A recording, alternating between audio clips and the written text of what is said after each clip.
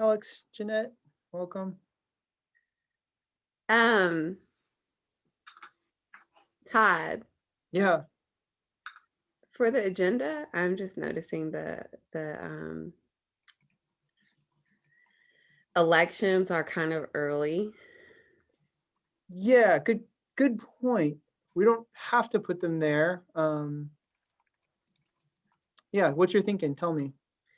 Yeah, I think maybe we should move them down a little bit because I know we had this conversation last time, but I'm pretty sure once we have that, the chair does assume duties, and It's true. that just maybe at least for me when we did it, I remember having to do the meeting, and that was really awkward. That's right. And we did it right at the beginning. So you had to basically lead the rest of the meeting. I think that's a really thoughtful suggestion. I mean, we can move it. I don't think we're bound at for any reason to keep it where it is. So, follow your lead on that for sure. Okay, yeah, I'm gonna move it to um I guess we can do it after the work session. I'll see what folks think when we start. I'm glad you thought of that. That's a really good idea. Yeah, I wish I would have caught that earlier when you had sent it out. I just, yeah, I don't know that I was thinking about that until you said it. So, yeah.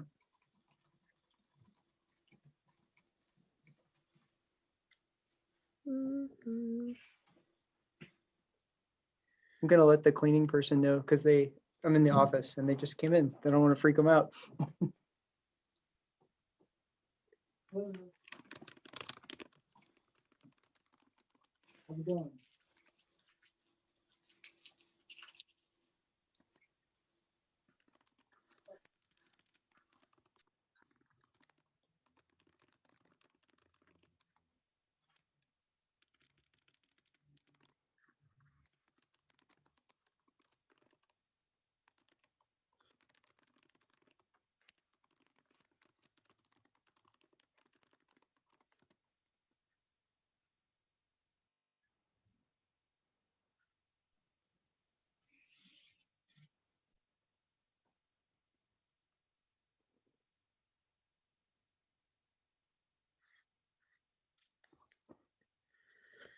I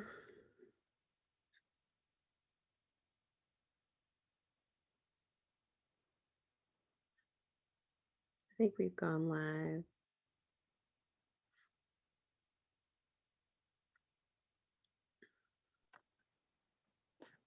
Oh, now I can't see.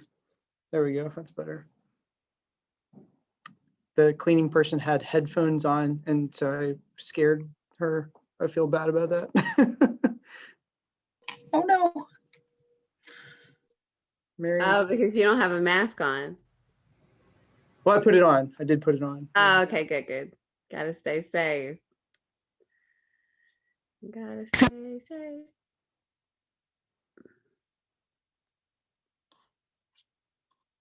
Mhm.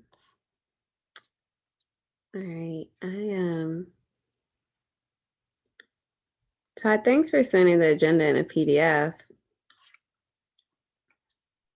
I know you're not going to always do it. I know it's supposed to be a link, but No, I'll always do it, guys. That was a request, so I'm happy to do it each time. really great because Mhm. this is just so much easier.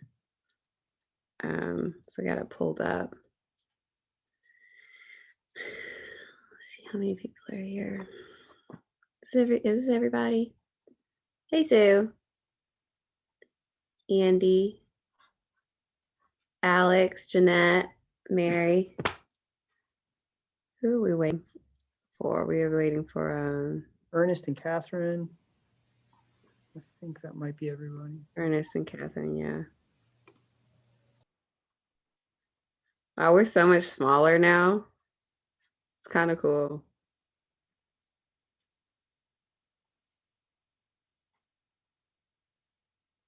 Okay. I'm going to give him maybe 2 minutes and then we'll go ahead and get started. Here's Catherine.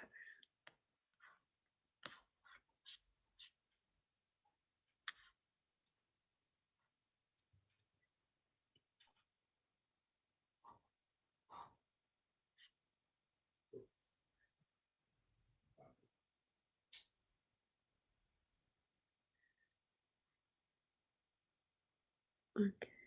And now we're just waiting for Ernest. Wow, this is the last time I get the chair meeting. This is awesome.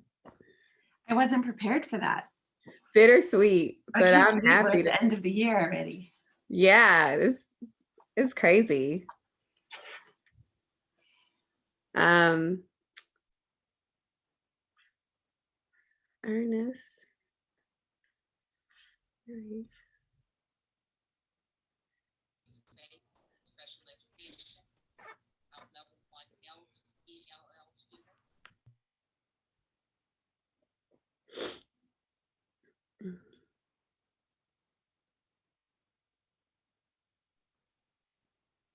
Looks like everybody's here, and we have one attendee in the public. Oh, there's Ernest. Sorry, I stopped looking at the screen for a little bit. Thanks, Todd. Awesome. Okay, well, I'm going to go ahead since we're all here and call the meeting to order at 6:33 p.m. Todd, could you go ahead and lead us through roll call? Will do. Chantel, Present. Sue, I suppose I should unmute me. I'm present. thanks. Jeanette, Here? Mary, Yep. Ernest, Present. Jessica, Here. Laura, Here. Catherine, She's having difficulties on her technical thing. okay. We can see that she's here. She'll probably speak later, and we'll make sure that's known. Tabia, Present. Andy, Here. Alex, Here. and Lindell. Thank you, Todd. Catherine, I'm sorry you're having technical difficulties. If we all could unmute our mics if you want to. If you don't, that's also okay. We're going to go through this reading of our mission, at least for the last time while I'm chair. Maybe the next chair won't do it like this, but we're going to do it out loud and awkward over Zoom. So if we're all ready, I'll go ahead and start. So it's to act as a strong advocate for justice and equal opportunity by by providing citywide leadership and guidance in in the area of civil rights. Thank you. Awesome. And Todd, if you could, I think we now have 3 attendees. We're moving on to the matters by the public. Todd, could you share with us how folks can unmute themselves or raise their hands? Yeah, For public comment? glad to do it. If you're joining us by computer, you can use the raise hand function, and I'll keep an eye on who raises their hand first, or do my best to do that, and we'll give you a chance to speak. People have 3 minutes to speak, and if you're joining by phone, you can press *9, and that is a signal of a raised hand as well. We have 3 members of the public right now, and no one has a raised hand at the moment. Awesome. Oh, Walt just raised his hand. All right, well, I'm going to go ahead and give Yeah. you the floor. Okay. You're on. Oh, great. Thanks. First, I want to say happy holidays to everyone. And thank you for your service on this important committee and commission. And welcome to the new members who are on. It's really great to see the members of the public who are really interested in serving the interests of human rights in Charlottesville. I just wanted to say I watched the Housing Advisory Committee meeting this week, and it was really clear that from their point of view that housing and economics and employment are really related in this town, and they're really connected in this town. So housing justice and employment justice are connected. And as you know, I've been advocating for a long time that the Human Rights Commission get laser focused on employment discrimination in Charlottesville, especially by race. Because it's something that we haven't figured out or addressed yet. And I think it's an important equation and are part of the equation of housing discrimination as well. And so again, I'm hoping that, and I've said this in that letter from the social justice agencies, I said it before in meetings, that it would be really nice to see the Human Rights Commission get laser focused for a year and hold hearings and collect data and listen to experts on addressing the problem of employment discrimination by race in Charlottesville. So that was one of the original intentions of the Human Rights Commission when it started, almost 10 years ago. It's what a lot of members community wanted to see out of the Human Rights Commission, a place for employment discrimination complaints to be addressed and resolved. Along those lines, I've said this before and reminded everybody, and it's in that letter, that if we don't have a FEPA agreement where we can do investigations of complaints of discrimination with employers that are greater than 14, we're not really doing the job. We're not adequately serving the original intention and the mission of the Human Rights Commission. So you guys talk about it a lot and it comes up and then it dies. So I'd like to ask you to put the FEPA agreement on your agenda every month and get a report on the FEPA agreement progress until it's done. So I'm hoping that this isn't a matter of lack of will or lack of interest by staff or by the Human Rights Commission in general. But I think if it's not on the agenda every month, it's never going to get addressed and it's never going to get put in place. So I'm asking and I'm hoping that you'll put this FEPA agreement with the EEOC on your agenda until it's resolved, until we have one, so that we can start investigating complaints of the largest employers in town and solving those kinds of problems. I also have mentioned before that it's important for us to get much more assertive when it comes to housing discrimination. And I think Todd has mentioned that, you're unable to do that now. And I hope you start putting resources toward that in the immediate sense. But again, it would be really nice to see you get, as a group, laser focused on one particular issue. The original ordinance, and the intention discussed you focusing on major issues and holding hearings, gathering data, talking to experts, and then making policy recommendations to the council about that particular problem. And in post-pandemic world, I'm hoping that this is an opportunity for you all to really look at employment discrimination by race in this town. So I appreciate the time to talk tonight and to give you feedback and input. And I really hope everyone has an awesome holiday and enjoy yourself and get some rest and relaxation so we come out of the gate swinging. Awesome. Thanks, Walt.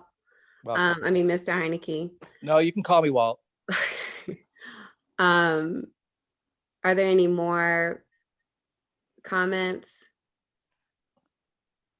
Okay, I don't think there are any other hands up, and I'm going to go ahead and open it up for a commissioner's response. Todd, I don't know if you could, but I do think Walt brought up a point about the FEPA agreement. I don't know if you want to give a really quick update. Sure, I'd be happy to. Yeah, so no, I think it's a great point. So one of the things that we have to do in order to enter into a FEPA agreement is contact the EEOC. The point of contact, his name is James Yao. He's in the EEOC field office in Washington, D.C. I've put in, I think, 4 or 5 calls to the office trying to get a response about the steps we need to take in order to pursue FEPA, so that I have, basically more information on the process as it currently is. Have not gotten a response yet. Was going to follow up again in the new year. I figure right now is probably not a great time to try again. And I think, one of the key things too is that there's a couple of things. I guess one is that, right now, as you all know, I'm the only staff person in the Office of Human Rights, which, you know, I think the EEOC would look at that and say that's inadequate to fulfill the requirements of a FIPA. So that's one thing. I think the other piece of that is that I'm really curious. We have a whole host of amendments that the commission has voted to adopt to the ordinance, and the Values Act has actually done some interesting changes to state law that actually expands, by my read anyway, and Allison can jump in if I'm wrong here, but expands jurisdiction to local human rights offices to investigate employment complaints that that involve employers with more than 14 employees. So, and for reasons other than termination. So I'm really curious, you know, right now it's basically, we have to get this in front of council because we can't change the ordinance ourselves. But, we're going to talk about that tonight a bit, but I'm very curious about how that can expand authority, even if we're not a FIPA. In addition, we've been exploring an MOU with the Attorney General's Office Division of Human Rights because they also have expanded authority under the new state law based on the Values Act. So there's a lot of different avenues we can pursue. Likewise with FAP, I had some addition, you know, some better response from the director of FAP programs for HUD. Their attorneys reviewed our current ordinance and gave me a whole bunch of feedback on things that would need to be changed in order to bring us into substantial equivalence with federal housing law. And we would have to do some significant revisions beyond those which the commission has already adopted. And we've talked a little bit about that, and I've sent that around with those comments from the HUD attorney. But in any case, that's a longer path, a more complex path, I think, than entering into the FIPA. But likewise, it would require additional staff, which we currently do not have. And you know, that's a decision out of our control in terms of when the city manager will make those hiring decisions. Obviously, there's some other major positions in the city that need to be filled first. And I know that the deputy city manager position, as well as the city manager position, would likely be filled before we would even hire a director of the office. So not to mention more investigators. So I'll leave it at that, but that's in a nutshell where it's at. I'm certainly, it's always on the forefront of my mind, and whenever I can poke at it and try to prod the process along, I do, but my abilities are somewhat limited. So there you go. Thank you, Todd. Are there any other commissioner response? I know Lindell, you may have something to say about this if you don't want to. I will try to speak. My voice is really not that great right now. But I did want to point out that at our last session, we talked about asking the HR department of the city to look into and give us information about demographics related to the temporary and seasonal employees in the city, just to make sure that there are no equity issues there in that hiring practice and policy. And then Mary. I just wanted to thank Walt, Mr. Heinecke, for his kind of deep commitment to this issue. And I find his recommendations very persuasive, not because it was the original intent, but because I think there are things that are like really deeply, compellingly needed now. So I appreciate his, coming back to these issues again and again, showing up, month after month, and just wanted to express my gratitude to him for that. Thanks, Mary.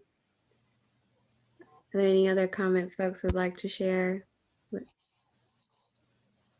All right, I'm also going to throw my 2 cents in there after everybody has shared, and I echo Mary. While we always appreciate you coming in, remaining vigilant, I think that's really important to have that relationship of some kind between activist groups, and you always come and you give that with us. So you give that to us. So I really appreciate that. I also wanted to note that we do have our retreat coming up, And so things around strategic planning is usually an area of the retreat. So moving forward, if the strategic planning, if we want to focus more on a specific area, last year we really focused on, mending relationships with the city, city councilors and things like that. It's really nice to see Councilor McGill in the audience, and I do feel as though we have made some progress for the last couple of commission meetings. We have seen a counselor or two in our audience. So we have done a lot. And I think that for our next retreat, that could be something, or I would suggest that's something that's on there. And we'll get to that a little bit later in our agenda tonight. So thank you again, Walt. I'm going to go ahead and move us out of the public comment. If there's nothing else that commissioners would like to share or respond to Mr. Heineke's comments. Awesome. Okay, we're going to go ahead with the minutes. And they're the regular meeting minutes from November 19th meeting that are already in your agenda packet as a draft. I hope that folks were able to get through them. If they were, it would be amazing to have a motion to accept the minutes so they can be put up publicly on the website. They should already be there anyway, but as not draft. I make a motion to approve the minutes as they are currently written. Awesome. Do you have a second? I'll second that. Okay, so I got Laura on the motion and then Alex seconded it. Awesome. Ernest, y'all were like tied, but I heard Alex's voice first. Todd, could you bring us through the vote? Yep, sure can. And just before I do that, I know that Jessica had sent me an email, not to put you on the spot, Jessica, sorry about that, but you asked me about the reflection of one motion in the minutes. And I think I responded. Did I answer your question about that? Yes, and you added it into the minutes. So yeah, thank you. Yep. Okay. All right, I'm gonna go ahead and call the vote. So Sue, Yes. Jeanette, Yes. Mary, Yes. Ernest, Yes. Jessica, Yes. Laura, Yes. Catherine, Yes. Tabia, Yeah. Andy, Yes. Alex, Yes. and Lindell.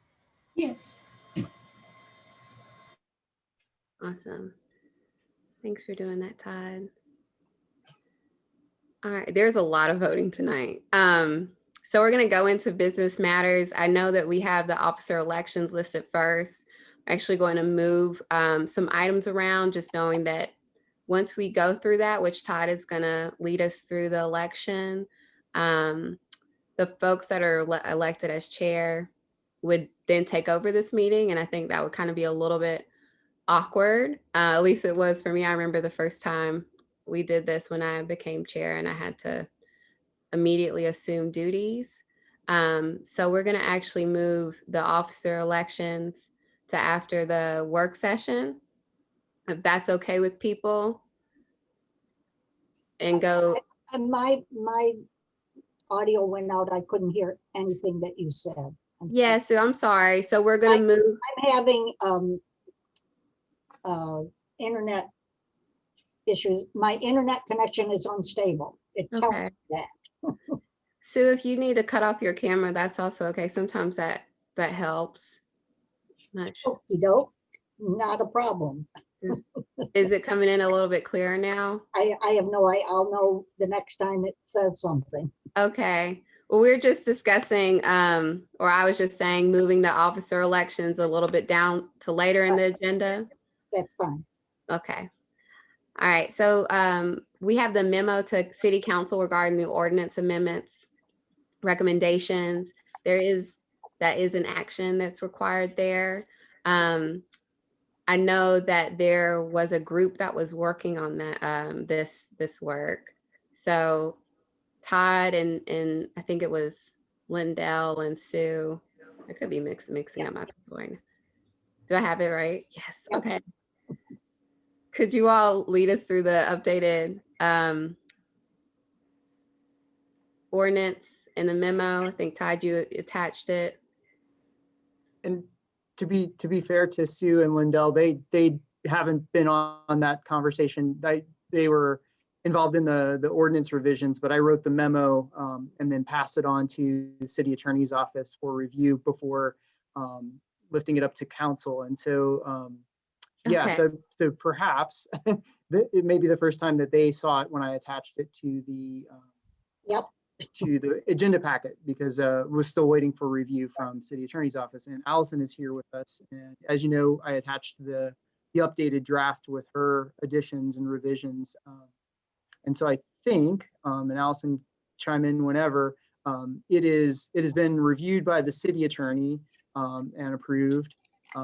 And so now what we need to think about is selecting a date that the chair, and I guess in this case, this would be the new chair, can attend with me a city council meeting to present the amended ordinance with the memo and the justifications and answer questions.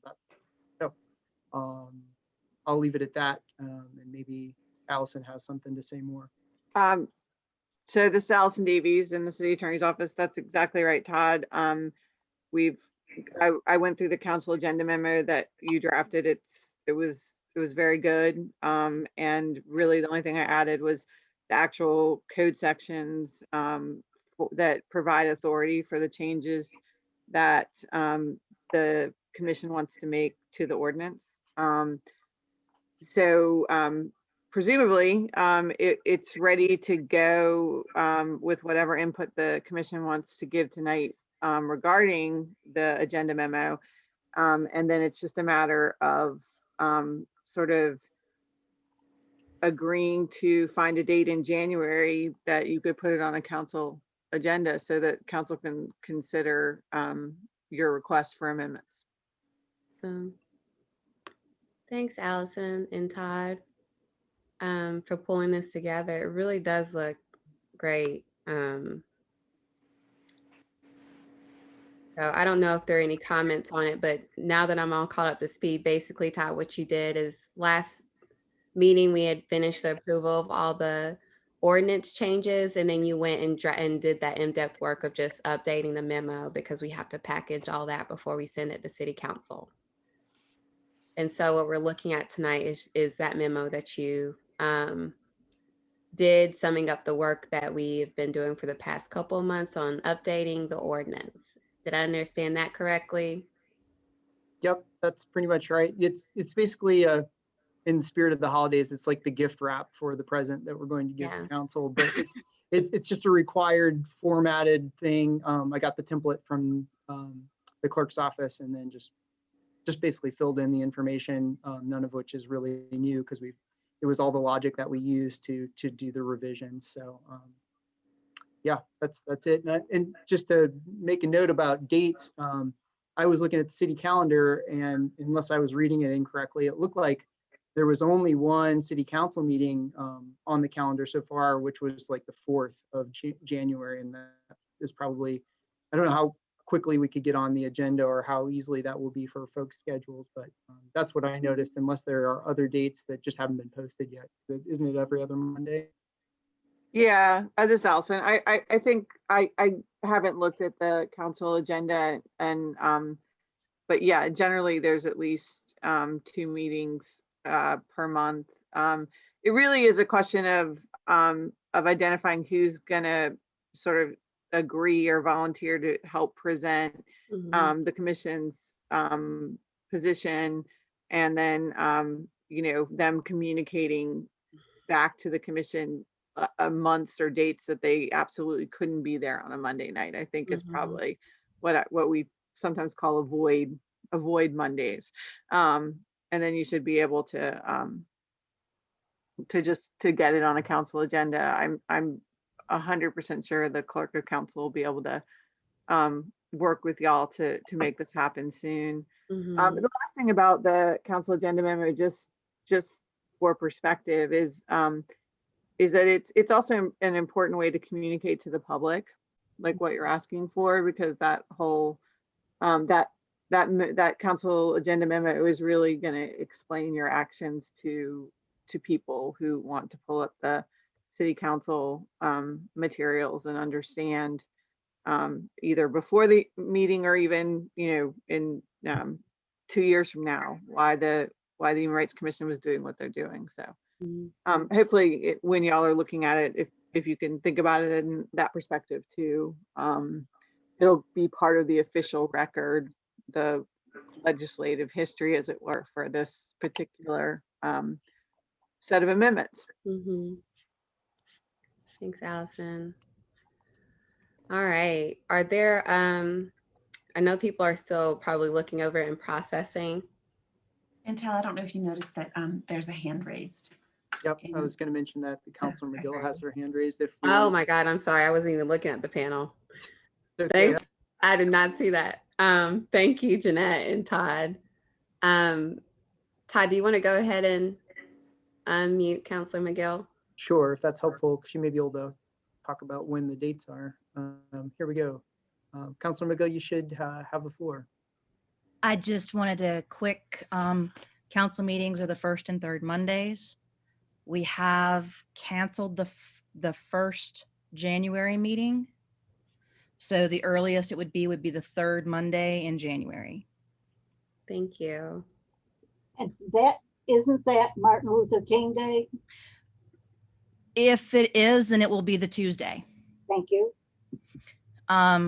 If a holiday is that Monday, then it goes to the Tuesday.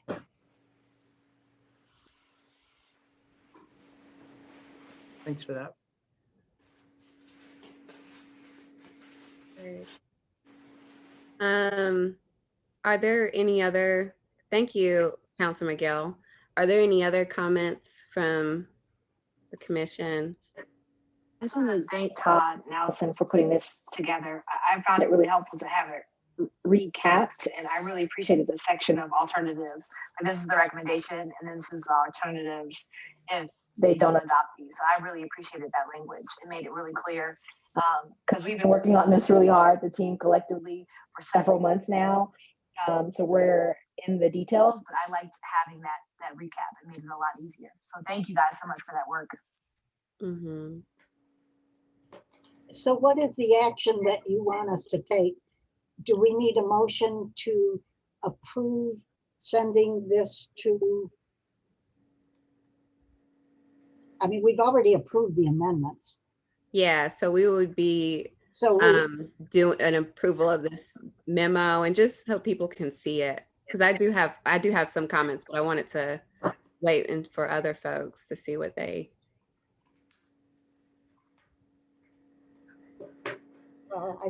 I don't know what we're being asked to do.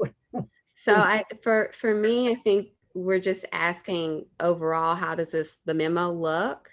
So for example, one of the things I was looking for, maybe getting elevated, or we can just be a little bit more concrete about it, is some of the language updates that we did to the ordinance to reflect more inclusive language of gender and LGBTQ.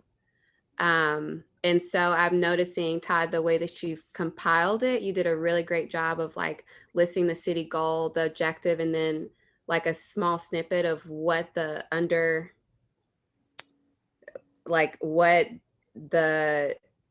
I guess the amendment changes are kind of reflected. Under goal 5, I think it would be nice to do that as well. So for example, you have goal 1, objective 1.3, and you sum up the amended ordinance contains language that increases protections against housing discrimination, yada, yada, yada, and then you list what those things are. If we could do that for goal 5 as well, because I noticed that's where we put the inclusive pronouns throughout the ordinance. So that is in the last bullet point in that section. Do you want it to pull it up at top, you mean? Yeah, I think we could either pull it up or we could just clarify, like have an overarching language under goal 5 that's just describing what the following changes are doing, like what the goal they're accomplishing is. if that's making sense. We could also pull it up and put it somewhere else, but I noticed that Todd has been categorizing things, and I'm not sure where we would recategorize that under, if it's going to be aligned with the city's goals and things.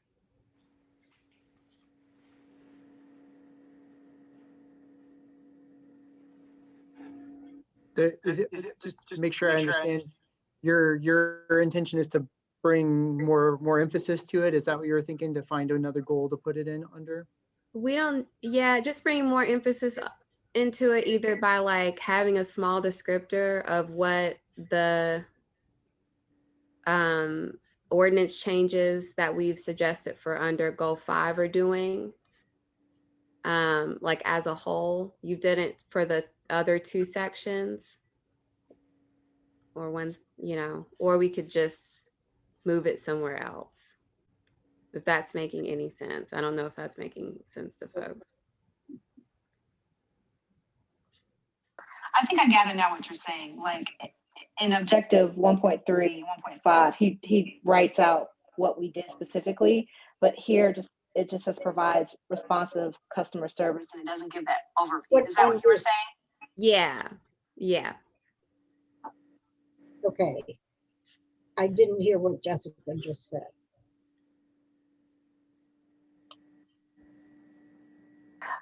Can you hear me now? I can, but you kind of interrupted when I was talking, so Oh, I'm sorry. Okay. I'm hearing, Chantel, that you would like to maybe make a statement more like what he's got under in goal 1.1 and 1.3 and 1.5. The amended ordinance contains language that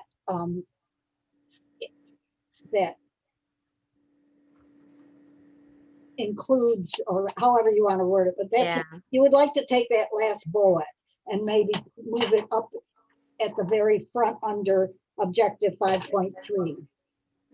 Yeah. And have it read something like this contains language that. Yeah, exactly, Sue. Yeah, I don't know, my brain isn't thinking well enough to say exactly what it should say, but what you were explaining is what I'm hoping we could do, just for. Todd, is that making sense to you? Or A little bit. I want to make sure I understand, so I don't do it incorrectly. So are you saying to bring the last bullet up to the top? So in the other sections, I had kind of a little paragraph that said, you know, not even a paragraph, the amended ordinance contains language that blah, blah, blah relates to these laws. And then in that particular goal, I broke those things out into bullets rather than writing it in one spot because they were each kind of different. But so you're saying to bring the last bullet to the top? I see what you're saying. So I didn't realize that's what you were doing. Yeah. It just looks a little different, but yeah. Yeah. Because it's not all one targeted thing. It's like several different things. So, but yeah, all under the same, I guess, strategic goal. Cool. So yeah, if we could move it up, and then, because I was understanding what you were doing, not necessarily as referencing the different laws, but it was really helpful to have just that, even if it was half a sentence saying what the ordinance language contains. Because people aren't really going to know what section 2-432A unless they go and look it up, what all those things are.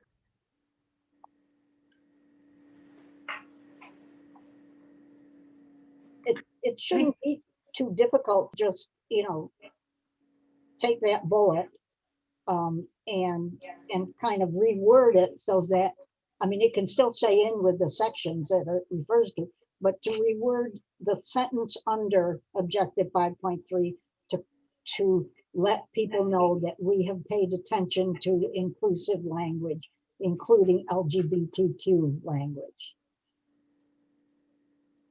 I think that's what you're trying to say, Chantal. Yeah, I mean, it's there, it just looks different. And I think that's what threw me off, and it just reads less clear than the ones that came before. yeah, because the ones that came before were referring to code. Yeah. And a goal 5 basically, yeah, it has a little bit of code in it, but much of code 5, goal 5 doesn't actually have code attached. Yeah. Anyway, it's just a suggestion. We could keep it how it is.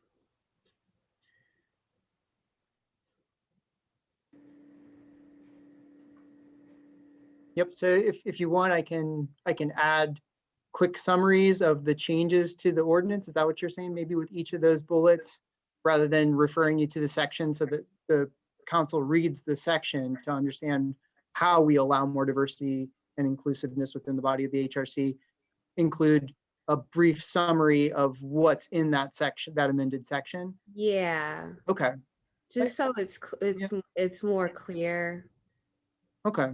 what the ordinance changes are accomplishing for people. Like, it is clear to me, but I think once we got to goal 5, I was like, I don't know what's going on. I had to slow myself down, but all right.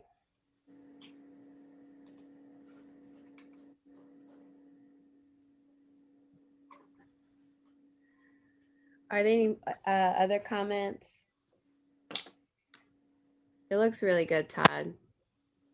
I don't know how long this took you, but Not that I long. imagine it kind of took. The only question I might have about this, so Allison, if I make those changes, do you need to then bring it back to the city attorney for approval again? No, Okay, no, we're ready. Let's move forward. Let's get it Yeah. on a council agenda. Thanks, Allison. It really is just clarifying language, and we could just chuck it out. It does not need to go in there. Yeah, I mean, I think it'll be fine, to put a brief summary of the language in. Clarity is always helpful, especially when you're trying to communicate with the public. So I don't think it needs to come back to the city attorney's office. great. That'll be quick then. And I guess the only other question is then, are we aiming for the third Monday, or if it is Martin Luther King Day, that Tuesday, to try and get this on council's agenda, and I will then reach out to Kina in the clerk's office to see if we can do that. Yeah. It would be the 19th because the 18th is Martin Luther King Jr. That sounds awesome. I think the sooner the better. And it could be that it doesn't end on the agenda until like February. So whoever's chair that will be doing it, I think the sooner the better. All right. Could we have a motion? That was my question. Did we need a motion? I move to accept the memo as proposed in the board packet. All right. Sorry,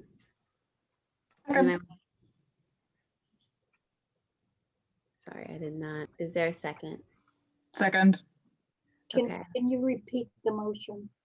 Sue, Jeanette just moved to accept the memo as it appears in the board packet. Okay, cool. And Laura has seconded it. Okay. It's can be open for discussion. If there's nothing to discuss, I'm just gonna move it on to the vote. Todd, could you lead us through the vote? Sure thing. Sue, Yes. Jeanette, Yes. Mary, Yes. Ernest, Yes. Jessica, Yes. Laura, Yes. Catherine, Yes. Tabia, Yes. Andy, Yes. Alex, Yes. Lindell. Yes. All right.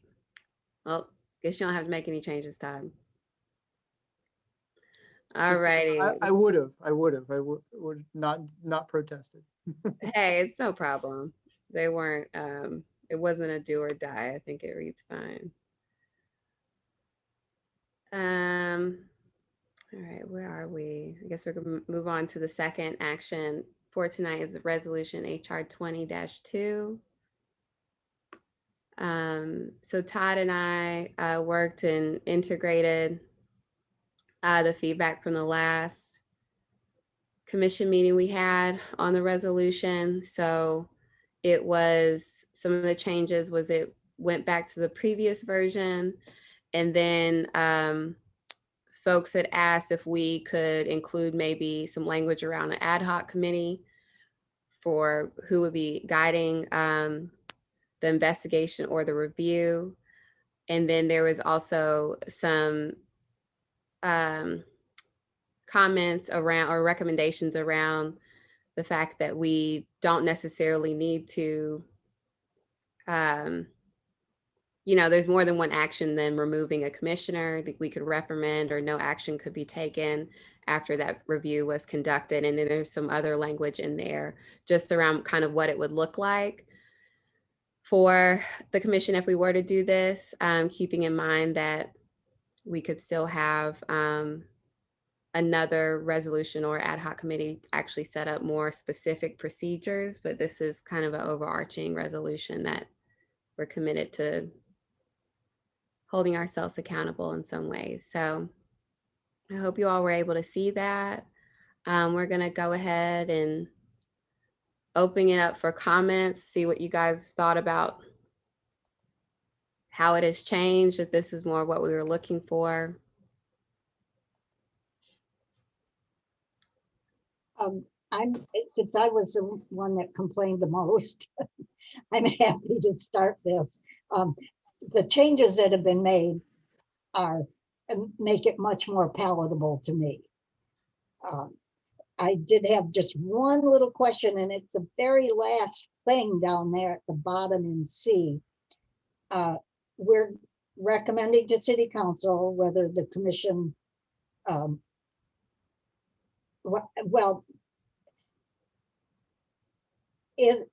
can we recommend to City Council that the commission believes there's no need for further action when we haven't done anything to City Council in advance of that?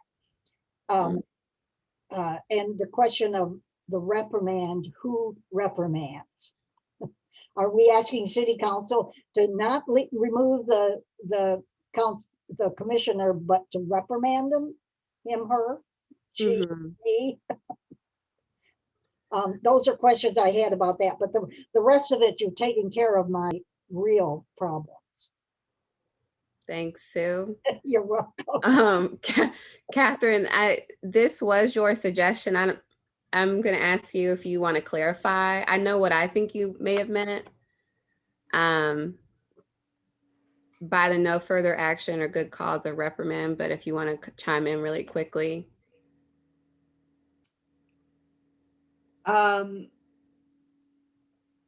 So actually, I think what I meant is not quite what is here. Okay. Upon conclusion of the review, the commission would recommend there is no further action or make a recommendation to City Council for further action, good cause for removal or reprimand of the commissioner. Okay. Thank you. That's exactly what I assumed was meant, but it's not the way it's worded. Awesome. That Todd, makes a lot more sense. Todd, did you catch that? There's a slight shuffling of. Sure. I agreed too. When I was writing that, I kind of found the reprimand piece and the recommend if there's no action to be taken. That didn't make sense either. So I appreciate that revision. And I mean, to be honest, the resolution is really about you're taking action only if there is good cause, right? You've done the review and you're not going to make a recommendation. I don't think you'd make a recommendation to council for reprimand. And again, like Sue brought up, I'm not sure how you define reprimand or who would do that. So that is maybe a little bit open question. It may just be you recommend for removal or you don't. Yeah.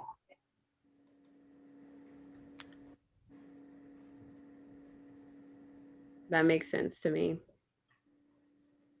Todd, were you able to write that down exactly as Catherine had just said it? I didn't write it down, but it's captured in the recording, so it can be fixed. Awesome. Are there any other comments here? So it looks like that last thing is going to have to be rewritten and brought back to us. We just make a motion to pass it as restated by Catherine. We could It's do gotta that. be in, I've got to see it in writing. We could do that. We'd have to write it down. Yeah. We could put it in the chat box. Whoa. We've done that before. And are we getting rid of the reprimand language then? I would hope so. I don't know what that means. Yeah, Catherine, do you want to explain it one more time just so we hear it? I mean, a reprimand's a reprimand. I don't know what there is to explain. I'm happy to remove that. I mean, we could, as a commission, verbally reprimand someone and put that in our minutes that happened. That was our conclusion. And I don't think that's an unreasonable thing, honestly. In between doing nothing and removing someone from the commission, it might be reasonable to sort of formally say, please don't engage in that action again. And that to me is what a reprimand is. But I'm happy to be disagreed with on that. I think that makes agree sense. with that. Sorry, Sue, what'd you say? I said I'm inclined to agree with that, but I've got to see what. Sue keeps cutting out. She wants it written down and put in the chat. And unfortunately, I'm on my phone, so I can't type and put stuff in the chat easily. There's Janet for us. I just added it, except I typed council instead of commission. Ah. Awesome. Thanks, Jeanette. Mm-hmm. All right, let me look at it. Did I capture that right, Catherine? Yes. I think can you cut and paste and put commission instead of council? Because that's a pretty big change, just to make sure we're all on the same. Yeah. That Got was it. someone else. Boom. Thank you.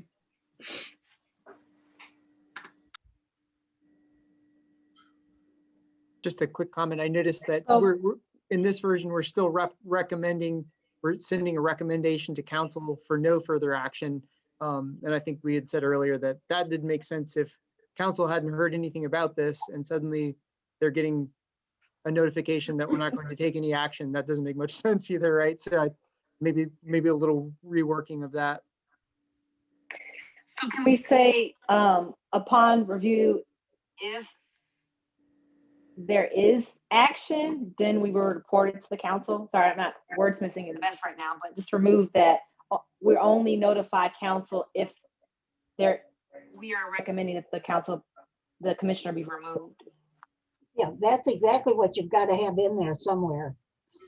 Well, so Councilors McGill's hand shot up. So I'm gonna, sorry, my voice is gone. We're going. Todd, could you, Yeah, certainly.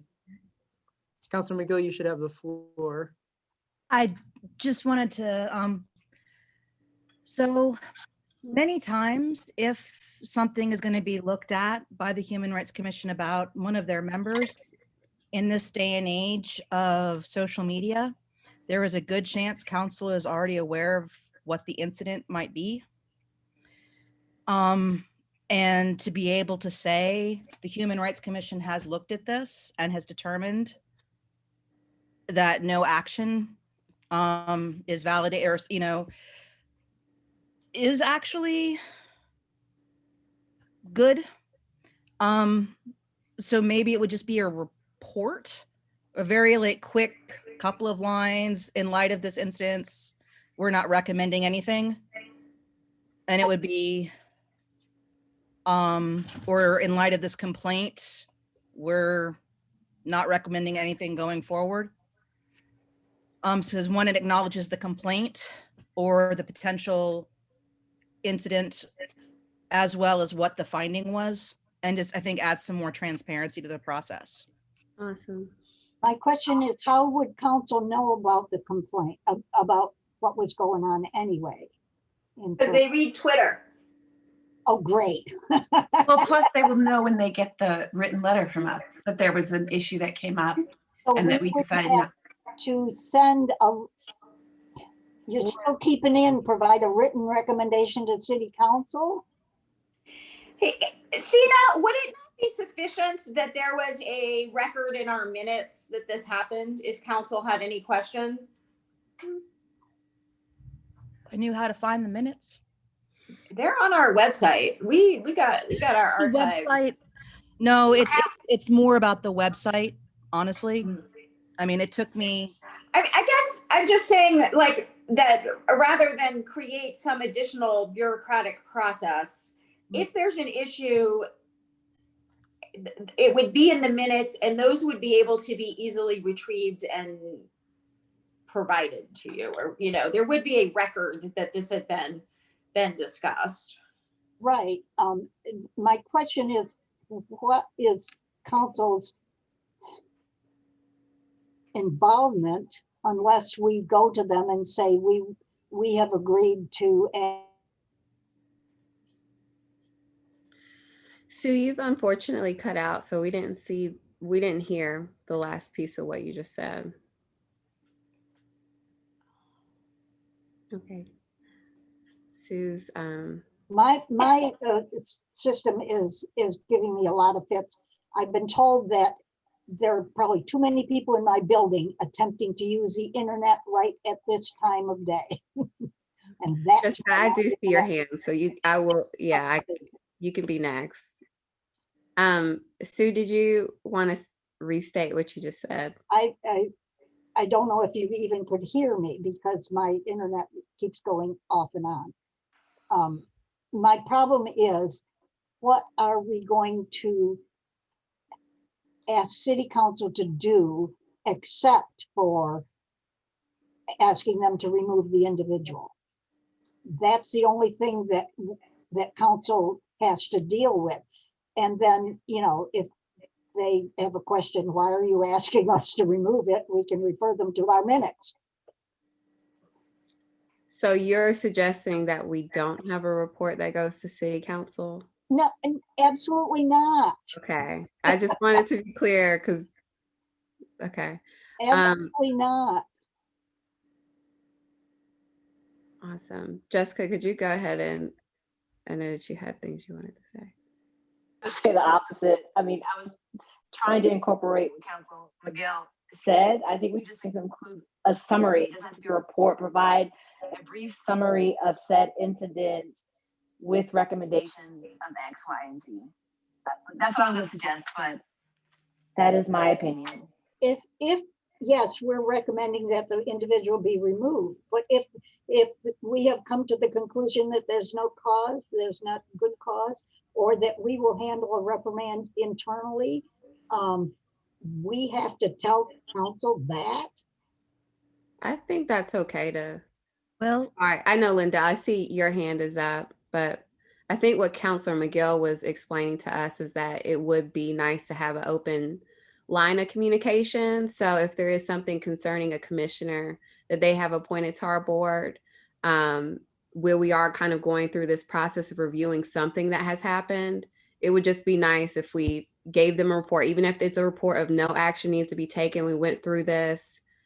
There really wasn't anything that came out of it. If it's like, we're going to internally reprimand them, but we don't think they should be removed from the council, or if they should remove a commissioner from our board. So I think that's kind of valid to just have an open line of communication. And I kind of like that the resolution supports that. I'm also hearing what you're saying, Sue, about, you know, how do we communicate on things? So I just wanted to put that out there. And then Lindell, your hand was up. I don't know if you still have things you wanted to say.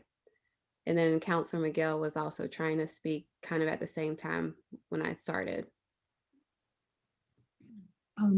So I think that this open communication in whatever form that takes, and I personally think that a written communication that just says, here's what happened, we talked about it, here's what we decided, because I think that that might be helpful for council because they're going to hear about it too. And they're going to want to know how we wanted to respond to it. And it's very clear then, right? It's just a very clear communication. So I'm in favor of that whenever possible. It doesn't seem like it's very onerous to do something like that. I just read Todd's rewrite, and that makes more sense. The last piece in the chat.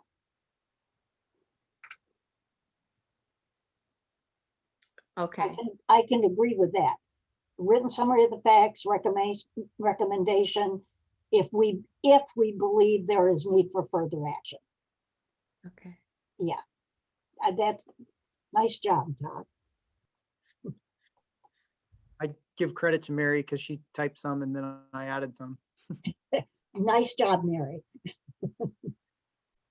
And thank you guys. Councilor Miguel, did you want to? Oh, I was just gonna kind of, I guess, reinforce that. So we get emails about everything.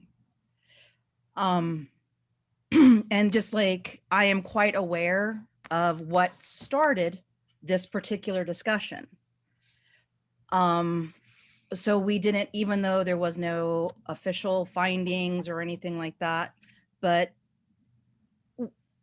and having, again, even if it's just an email, it doesn't even have to be necessarily presented at the city council meeting, but even just an email to the counselor, to the council and the city manager's office of saying, this came to our attention, this is what we feel about it.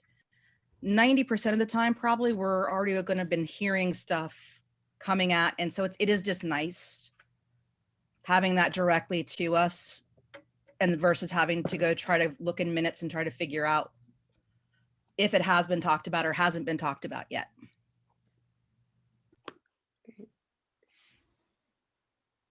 Thank you, Councilor Miguel. Okay, Andy's got something in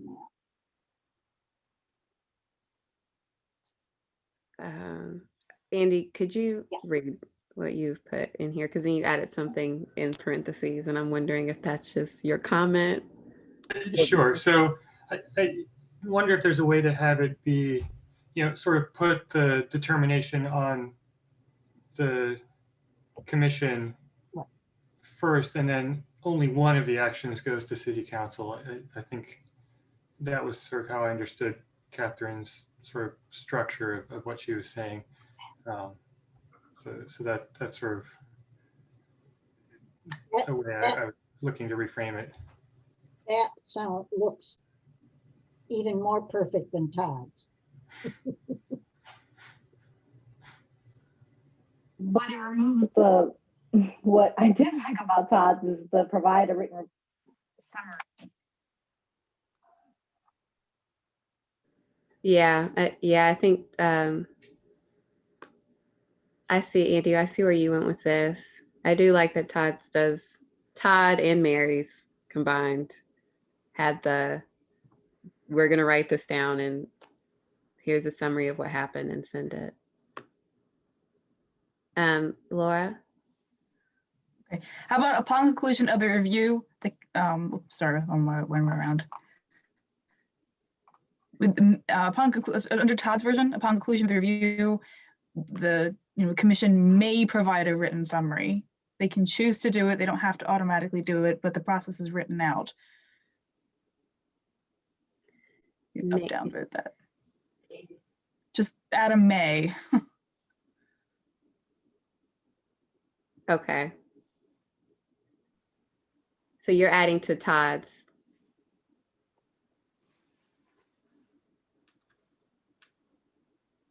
I could write that out again. I just didn't want there to be, everyone has a version in the chat.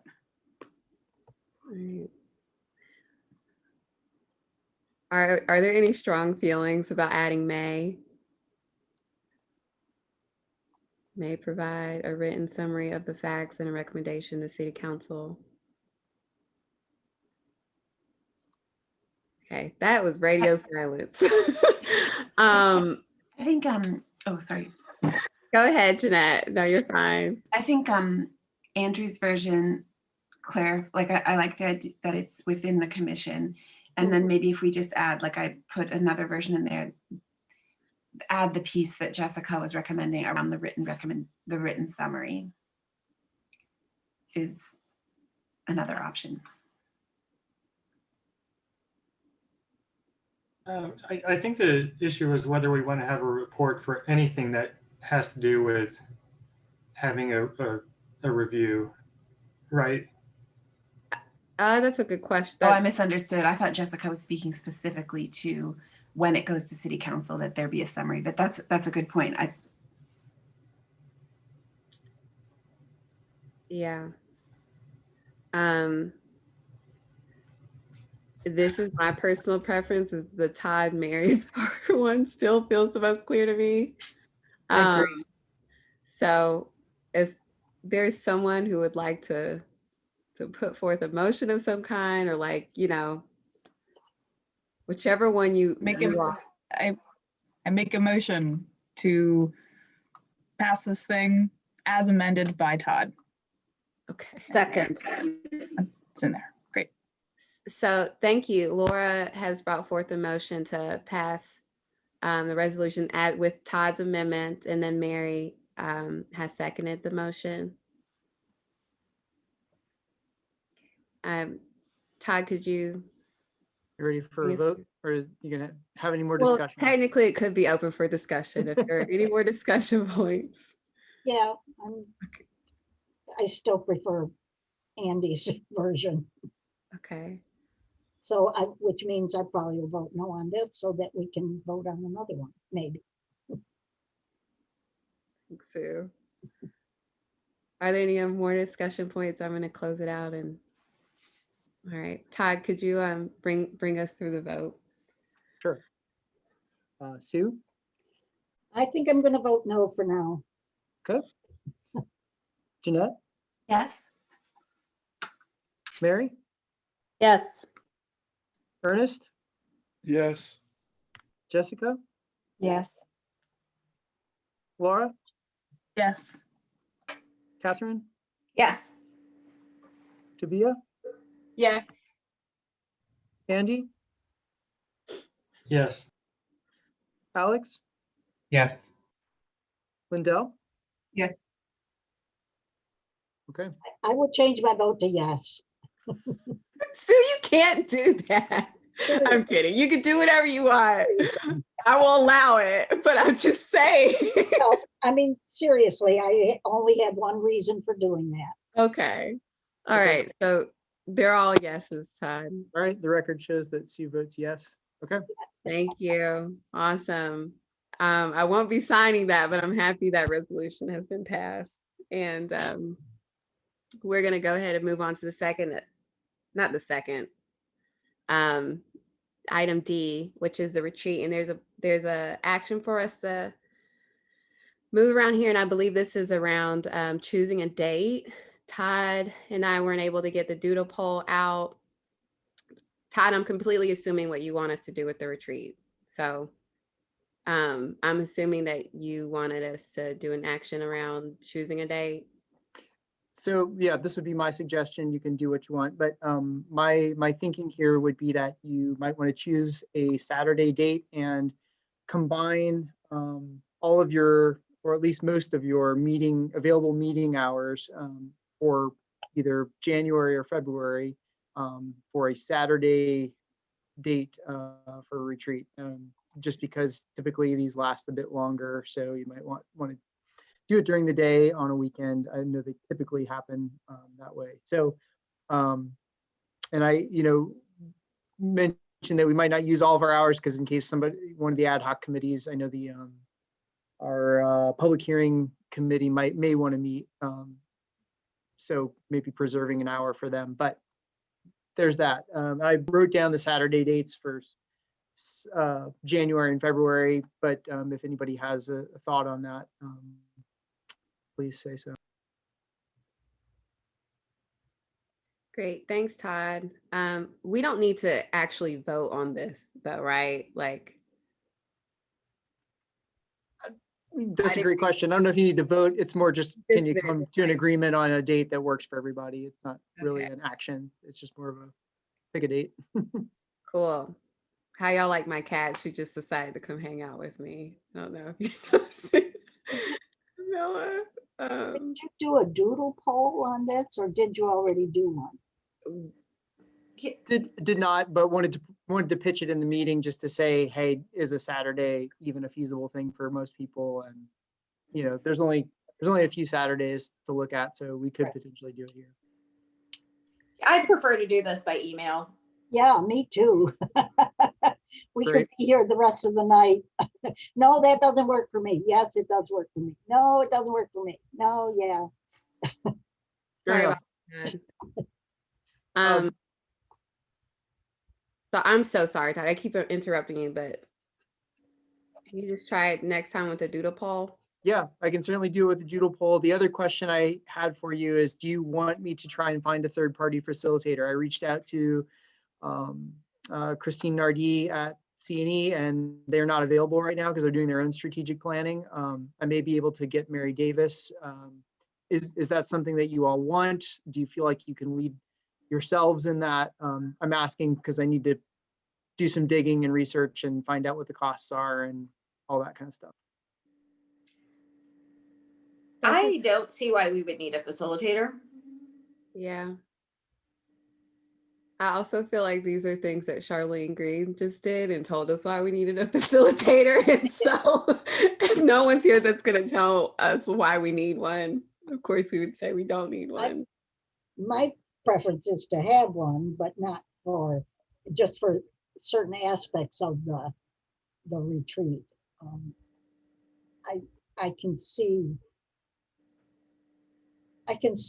having a facilitator to guide us in a planning process, which we may or may not all be on the same page as how to do it. Jessica, do you want to? Yeah, I meant 2 comments. I know we're moving this to the doodle poll, but I would have a preference to meet whenever. I would like us to meet with council first, present our recommendations so we know where we stand with our ordinance before we have that. So I just want to say that.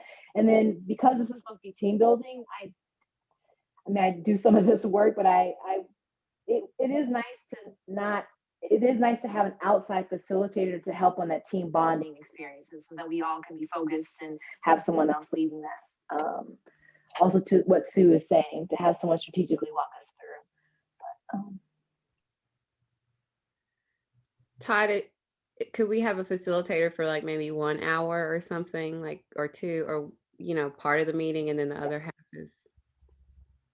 Sure, you could totally do that. I think last time we had them for like the first half in the morning to kind of work through some group dynamic type stuff. And then they did a little bit of lead up into the strategic planning piece, and then y'all kind of took it from there. So yeah, I can certainly ask about that, and yeah, put those ideas in the box document where we're collecting ideas for what to do. Okay. So. And then my personal question is for you, Todd, and this is just me reflecting on the only 2. There are other folks here, obviously, that are senior to me and have been at more retreats, but it seemed like the retreat was mostly the director's responsibility, or it always felt like Charlene pulled together and brought us through that, especially because the chair is usually new. And so considering that you're one person, potentially it may be nice to have a facilitator that's handling some part of that meeting for you. I'm also just wanting to know, like, if you're assuming that the chair or someone is going to be helping you with that retreat, because that's not, at least historic or traditionally, what it has been before. Yeah, it's a great question. And I guess I'm not necessarily feeling like I have quite the charisma or the knowledge that Charlene did in terms of the ability to lead that retreat in a way that might be really effective for you all. So I'll do my best, but I don't want it to be a waste of time for you either. So that's probably why I would lean toward maybe finding somebody to facilitate a bit. And then also finding out what you really want, because I don't pretend to guess exactly what you all want or need. I think my vision is a little bit different, maybe, because I feel like that it is more appropriate for this to be led by the commission, for the commission, with the office, not by the director of the office per se. And so I think it is. I think it is fine for the chair of the commission to sort of be leading the retreat. It's about making plans for the upcoming year of what the commission's work is going to be. And then Mary, I think also. Yeah, I mean, I guess I would agree with that. And I also think that it is likely that among, and I say this as someone who's never been to one of the retreats, but I've been to a lot of strategic planning meetings. And my guess is there's a lot of skill among the commission itself. And, I've gone to a lot of strategic planning meetings where we ask one person to do a team building exercise, and that there's a lot of skill and talent here. And so I believe we could accomplish our goals of planning without an outside facilitator. I'm sure an outside facilitator would be fine, but my view is that we could do it without also. Okay. All right. Ernest. I know I would love to have someone come in as I guess an outside human rights commission from another part of the state to come in, and would love to have someone to come in to talk about housing. Awesome. Ty, did you get that? I mean, I guess it's in the minutes. So, are there any other? Lindell? Sorry, I just want to add one more thing. I would prefer to have a facilitator come in for a targeted specific purpose that we feel is important. Like as Ernest said, if there's a topic that we're really wanting to focus on, then a facilitator can be very helpful for that. But otherwise, I think that, as Mary said, we can probably do this ourselves if we just decide who's going to do what. Okay. All right, Todd. Lindell. Todd, is that helpful? Yeah, so I'm kind of hearing some mixed feelings in terms of if you had a specific topic, you may want to have somebody expert come in to talk about that particular topic or lead you all through a discussion about that. At this point, I don't think we've identified any particular topics. I did hear that the idea of housing might be one from Ernest. I also heard that we might want to know where council stands on the ordinance amendments, and that might actually work out if we do get on the agenda for the 19th. And then have the retreat sometime after that. But I guess at this point, if I don't know if anyone's added ideas to that box document of things that they want to cover yet, but if we can let that lead the way in terms of forming an agenda, and then if it looks like we need some experts to come in for some piece of it, I can kind of send that around in an email and find that person. But happy to coordinate with whomever's chair to just make the meeting happen in the best way we can. So I agree. I think there's plenty of brain power in the team here. We just have to coordinate a little bit. Is it possible that in this meeting, so Ernest just brought up housing, and earlier on we heard from Walt Heineke about employment. Is it possible, like in this meeting, we can decide, hey, we're going to focus on housing and employment, and that'll just help?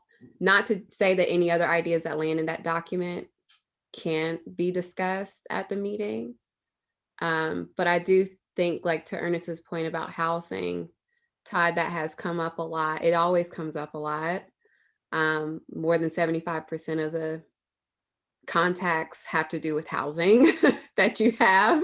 So I think that would be amazing to have that as a core focus point, and even when Walt first started, he started out with saying he was at a housing advisory committee meeting, and obviously employment and income is definitely related to that stuff. So maybe it would be helpful, since FIPA and FAP have been a point of discussion for multiple, actually probably a couple of retreats. If you want, I can see, and it may be a little bit challenging to get somebody, but I was hoping that maybe even during a commission meeting, but I think it's more appropriate for a retreat. If you'd like, I can see if I can get an EEOC and a HUD representative to speak on both of those, to give you all a sense of what it may take for the commission and the office to enter into one of those agreements or both of those agreements. I think that would be really helpful. We have a starting point with the FAP in the review of our ordinance by the HUD attorney. We really don't have any information from EEOC. They just haven't been very responsive, but I can up the my efforts to try and get in touch with them. They may mean that we have to bump the meeting or the retreat into February or something, just to give them some prep time, but happy to do that if that sounds like something that y'all want to pursue. how do people feel about that? Like raise hands or nods or something? Does that feel okay? Awesome. I can't nod. Thanks, Sue. Your voice helped. I can't nod, but I agree. I think that's a good idea. Great, thank you. That was very helpful. So my marching orders are to do a doodle poll, and I'll run that kind of end of January into February, and I'll focus on Saturdays. And I will be in the process of trying to get a hold of somebody at EEOC and HUD to talk with us about FIPA and FAP. That sounds like a plan. Awesome. Thanks, Todd. And if you come up with an idea of like maybe 1 hour of a facilitated thing, that's also great. If not, that's also fine, because we could probably lead ourselves. I'll try to act like a director and come up with something, but if I don't, forgive me. Yeah, come on. You're like, I'm missing Charlene today, Todd. What are you doing? I'm kidding. That's hurtful. That was mean. I'll take that back. Okay, are there any more comments for the retreat? If not, I'm going to move us on to Todd. Okay, Todd, are you ready for the OHR staff report? Yeah, there's not much to say. Again, like I didn't update the numbers this month, and I'll do November and December sometime over the next few weeks, just to get that all up to date so that we have annual numbers by the retreat. I can say that, I've had a lot more calls recently, just doing individual service stuff, a lot of guidance around housing again, people trying to apply vouchers and figure out systems, things like that. So anyway, yep. And then we have one new complaint that you'll notice on the sheet, and the one that has been concluded in terms of investigation.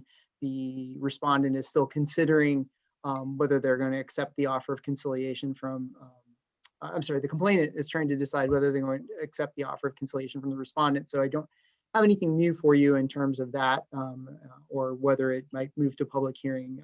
My feeling is it probably won't, but we will see. So other than that, in terms of the outreach piece, I'm going to be doing a little bit of actually out in the community outreach, safe with a mask on, not knocking on doors, but hanging information on doors in collaboration with a number of other organizations. We're going to be doing that next week on the 22nd and 23rd. I think I'm just going to do it on the 22nd. We'll be in the South 1st Street and 6th Street communities. There's just been a move to try to get back out in the community. I know that the COVID numbers don't really get anyone excited about doing any of that work, but we're going to do non-contact. So just to keep the word out and make sure that people know how to get in touch with us if they need us. Leave it at that. Thanks, Todd. You're awesome. I'm feeling a little bit guilty about that comment I just made. So I really do hope you know that. Charlene is at another level. I'm just trying to fill in as best I can. So no, I didn't take any offense. I thought it was pretty funny. Okay. You've always been doing a great job. I don't have any. Oh, Jeanette. But I wondered, the information that you're handing out, it's about reaching out to the Human Rights Office. Is it specifically around housing and evictions, or just in general about different? That's a really good point. So it's actually really, I took our old brochure. I'm not using the old brochure because one, people are calling my cell phone now because the office phone, it doesn't ring. I can't hear it. So I'm putting my cell phone number on there, and then it's just a really, really brief summary of what we do. And I do actually say, it kind of started off, and I can email this around, you can see it, but recognizing that employment and housing are the main things that people contact us about, and saying how even it's difficult. It was difficult before the pandemic, and it's even more critical during the pandemic when people are suffering in new ways. So Yeah. And then it's just basically how to get in touch with us. So it's just We're distributing school meals. The Cultivate Charlottesville with some partners are distributing school meals for the week that the school is closed on Monday. If you have flyers that you'd like us to put in those, if that's one way you want to do outreach, we can do that. That's excellent. And so I actually reached out to Chantel about that. And I think she connected with the person who coordinates. This is a group that's coordinated out of Region 10. So I think Chantel and Gabby and everybody are going to probably contribute some material. So it's basically a big bag. So it's like a one-stop shop for people, for multiple organizations, just to minimize how much stuff people are getting left repeatedly on their door, one-time outreach. So yeah, thanks for that. Yeah, Todd, you do some, I didn't realize that was the same thing. I thought you were just talking about you were personally going to do it. So you're teaming up with Deidre in the work at Region 10. Okay, awesome. And Cultivate is putting things in there. So we're all in the same group. My only chair update is really short. And that's that it's been really amazing to be chair. And this is the last time I'm going to lead a meeting. And so it's kind of bittersweet, but I'm also excited to support whoever gets elected as chair and vice chair once we do our election. So yeah, that was my only little update for you all. And are we ready to do elections? I think we actually, just kidding. We have one work session. At the public hearing ad hoc committee, if there are any updates from you all, the working group, were you all able to meet? We had an informal conversation yesterday with Allison, kind of asking some of the legal questions that we needed to ask. And I can kind of give an overview of what we talked about. That's okay with my fellow folks. I see not Alex nodding. Cool. So our primary question leading up to the meeting was access for complainants and defendants to legal counsel, specifically people who would be in financial need of legal counsel. And two main ideas came out of that conversation. The first of which would be to ask City Council to create a fund, a sum of potentially available funds to be used for representation during a public hearing. These funds would have to be made available to both sides, both complainants and defendants, and there could be some complications that arise when considering how to appropriately refer to counsel, so other externalities. The second idea that came out was to connect with local nonprofits or fundraise to fill the gap, potentially creating a list of pro bono resources for both complainants and defendants to access while they're going through hearing procedures.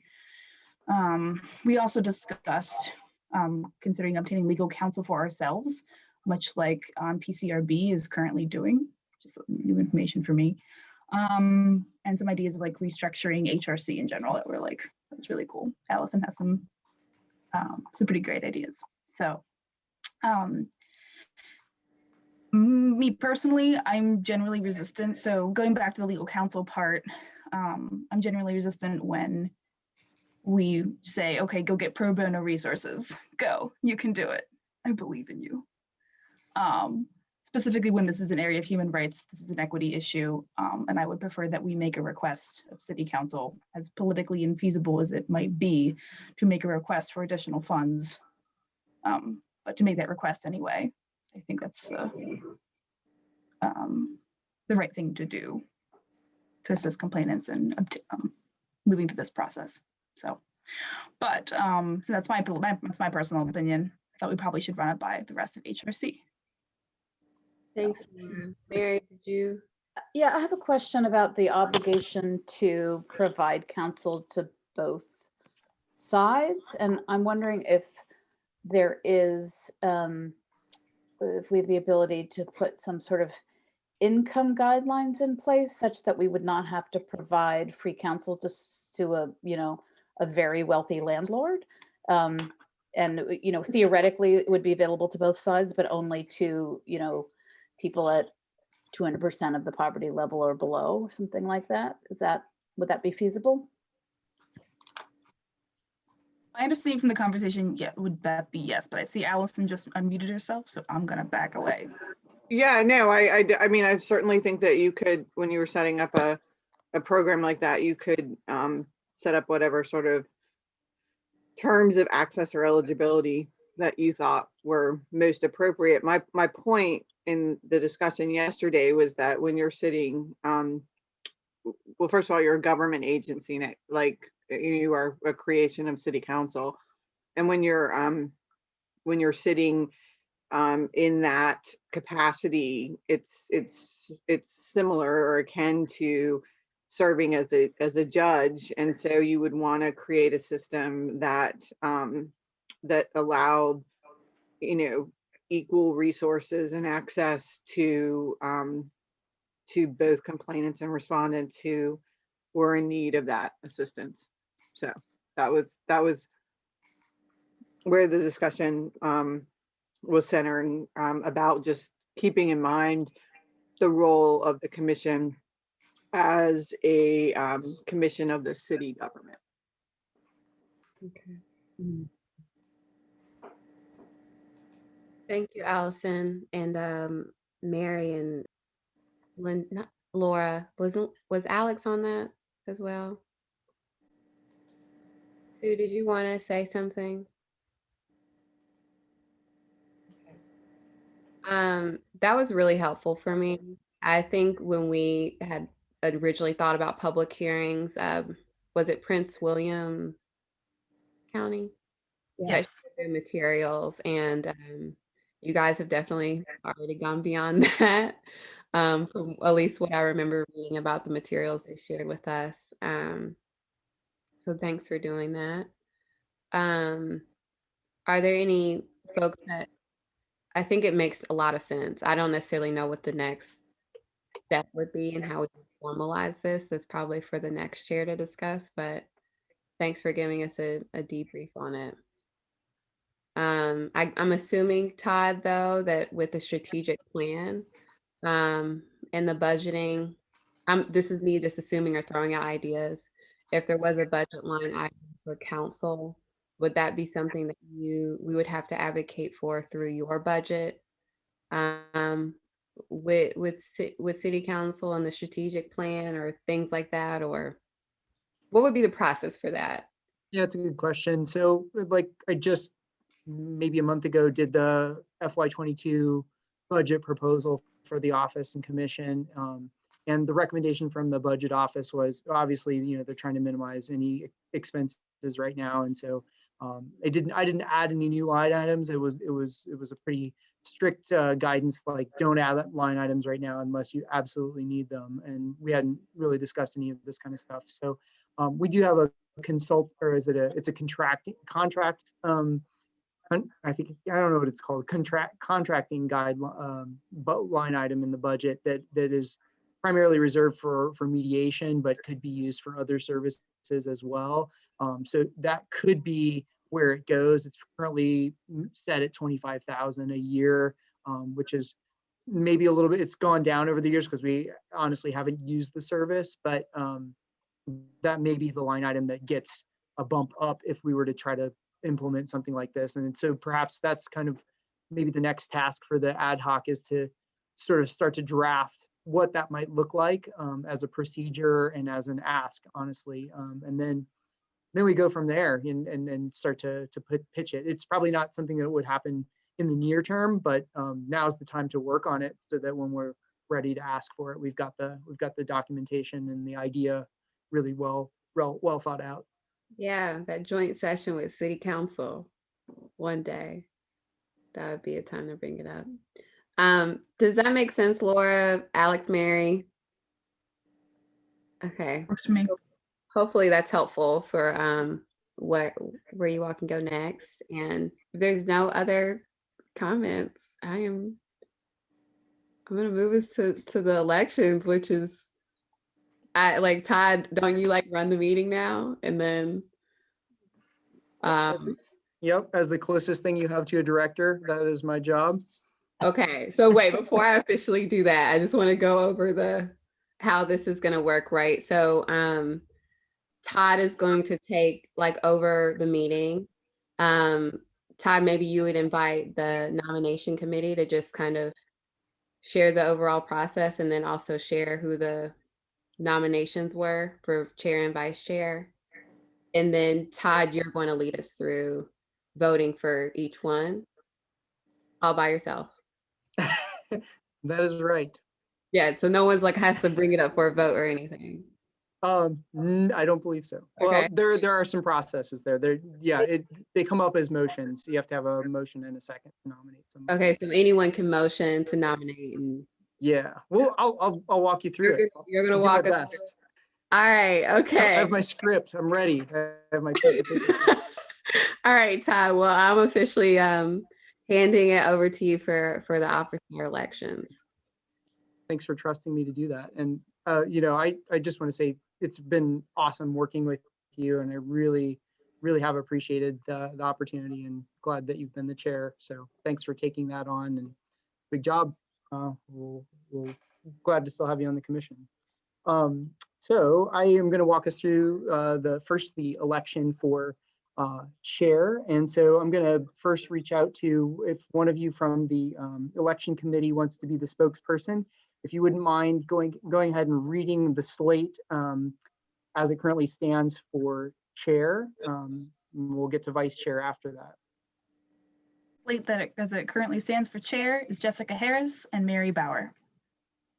Okay, thanks for that. And what I would also want to know is there a motion and a second to nominate each person? So let's start with Jessica. Is there a motion to nominate? Yes, I nominate Jessica Harris. I second. So that was a motion by Lindell and a second by Jeanette. Yep. Okay, I had to look away from my screen to write it down. Okay, and so let's see here. We will then just want to confirm with Jessica that she accepts the nomination. Okay. Yes, great. And likewise, is there a motion for Mary to be nominated as chair as well? I'll make a motion to nominate Mary. Great. Is there a second? I'll second the motion. Okay. Pardon me while I write this down. Okay. Great. And just want to confirm with Mary that you accept that nomination. Yes, I do. Thank you. Okay. Great. And this is just, I'm going by the order that you read them off. So there's no particular order otherwise.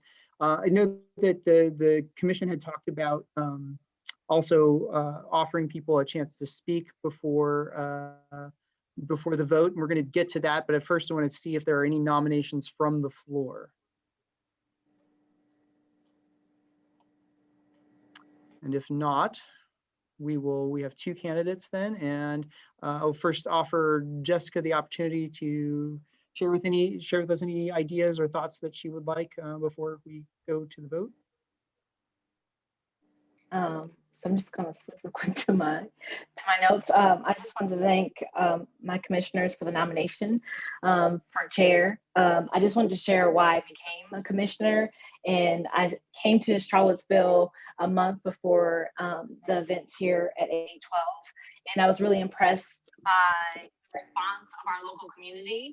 And I know that it's not within our city limits within our council, a commission, to address inequalities within our city school systems. But I had an incident with my son in his first year within the city. And so it made me really adamant about wanting to make change within our city. And so whatever way I can do that, I'm really passionate about being here and being a change within our local system. And I found a quote from Charlene that I really loved that stood out to me when I was thinking about joining the commission. And it said, probably the most important thing that I've learned is that it's important to build relationships with people that takes time. You can't just go into a neighborhood or reach out to folks and expect them just to take your hand and do the work. And so I want to be able to bring to this role all of the skills that I've had over the years in doing education and public outreach. I think there's a lot of great work that we've done and a lot more work that we want to do moving forward. And so the focus being with making sure that the public is aware of our services, how they go through the process of engaging with our services. And I would like to also say, I want to also bring my strategic planning. I know we were talking about that for the retreat, but I've been a part of many organizations that I've done institutional change, and I know that I can bring those organizational skills to this commission. So thank you again for the nomination, and thanks. Thanks for sharing that, Jessica. Appreciate that. Mary, if you would like to take a moment to speak as well, you're welcome. Sure, thanks. And I appreciate just being nominated here since I'm quite new to this commission, and I really kind of honored to be part of this. I am new to the commission, but I'm not new to Charlottesville, and I'm not new to this kind of work. I have been a civil rights and poverty lawyer for 30 years. I was the legal director at the Southern Poverty Law Center. I was the executive director at the Legal Aid Justice Center here in town. I now am the legal director at a national civil rights group called Muslim Advocates. So I've dedicated my life to civil rights as a lawyer. And I think that those are skills that are very transferable here. And I would, love to be a part of this at whatever level you all choose for me to be. I do think I have spent a lot of time talking to Mr. Heineke, who spoke earlier, both while I was at LAJC and beyond. And I think that he makes very excellent points. I was very impressed by the March 9th letter. I do think that although, you all have done really fabulous work, I think the Human Rights Commission could be more. I think we could do big, ambitious things. And I'd love to be part of a strategic planning process that kind of focuses deeply on one or two things and really seeks to bring about change in the city. And I mean that with all respect for all of the work that everyone here has done. Thanks for the nomination. And I look forward to working with all of you in whatever capacity that is. Thanks, Mary. Thanks for sharing that. So if I think we're ready to go ahead and do the vote for chair. What will happen here is I'm going to go in the order that they were presented on the slate. So Jessica will do a vote for Jessica. If Jessica wins the majority of the vote, the election will be over for chair. If not, then we'll move on to a vote for Mary. If neither win the majority of vote, then we will reopen the floor for nomination. And we can talk about that. There'll need to be a motion and a second to do so. So we're going to go ahead and move toward the vote here. And hopefully, if anybody has any questions about this process or notices any glaring errors, please correct me, because this is my first time leading one of these. So what I'm going to do is say we're going to go ahead and hold the vote for Jessica as chair. I'm going to just read like I do for any other motion, and we'll go from there. You can just say yes or no. Wait, before we do this, can Yep. I just ask a question? This is not how we voted in the past. Explain how, just to make sure I'm doing it right. In the past, we've gone to each person and each person has said, of the available choices, I'm voting for, basically. Oh. Am I wrong about that? I'm just following sort of the rules and procedures piece, but yeah, that's all I'm doing. But yeah, I don't know. It's not worth it. I don't know if anybody else had that feeling that that didn't seem like the way we voted before. We have not always voted the way we voted to vote. Yeah. And the process that Todd is using now is something that we voted on several years ago. And it was a little strange anyway, but but we did in 2014, we changed the way we vote. And I will say that the last couple of elections haven't necessarily followed that. Yeah, I will say from last time, what I remember was that we voted regardless because there's two motions. And so even if, you know, it was clear who the winner was, we still went with. Todd is following the procedures that we have sitting in our rules and procedures. He actually is. And it's not my favorite way of doing it, frankly, but that's what we decided in 2014. And case could be made for our retreat, going over our rules and procedures. I don't want to bog down the process. I just wanted to ask why we were doing it. That's fine. It's a great observation, Catherine. You're right. And this is for reference. It's on page 9 of the rules and procedures. Yeah. So I believe you.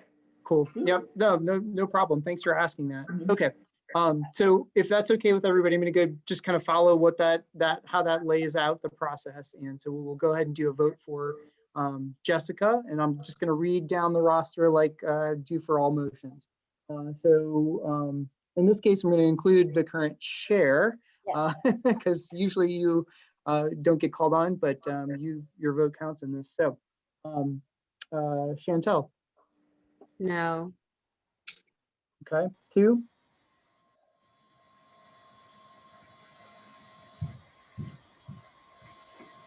Sue, are you with us? I'll come back to you. Jeanette? Yes. If you called on me, my internet keeps cutting out. Okay, we can hear you now. So go ahead and tell us your vote, yes or no. And we're talking about Jessica, right? Yes, that's correct. I'll say yes. Okay. Mary? I just want to say I think Jessica's awesome, but I vote no because Okay. Ernest? No. Jessica? Yes. Laura? No. Catherine? No. Tabia? No. Andy?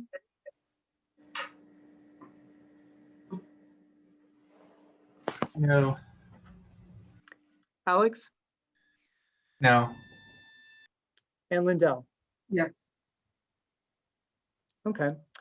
So in this case, Jessica did not get the majority of the vote. We'll go ahead and hold a vote for Mary.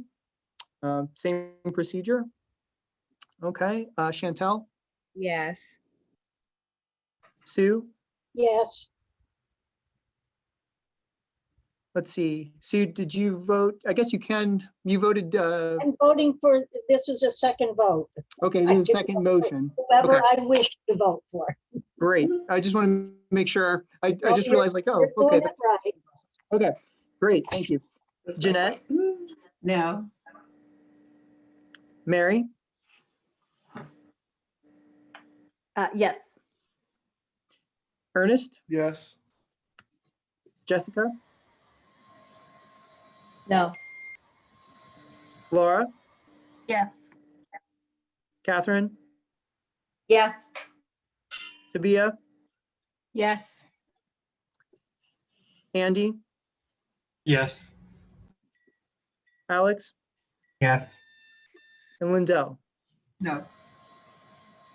Okay, so in this case, Mary, you are the new chair. So congratulations. Thank you all, and thank you, Jessica. It was an honor to run against you.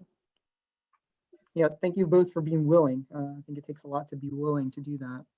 We're going to go ahead and move on to the vote for vice chair. Laura, I think you had served as the spokesperson for the committee. If you can read us the slate, please. Yep, the current slate is for vice chair is Catherine and Sue. Okay. And so we'll go in the same order. Is there a motion to nominate Catherine? I make a motion to nominate Catherine. Okay. Second. Where did the second, was that Jessica? Great.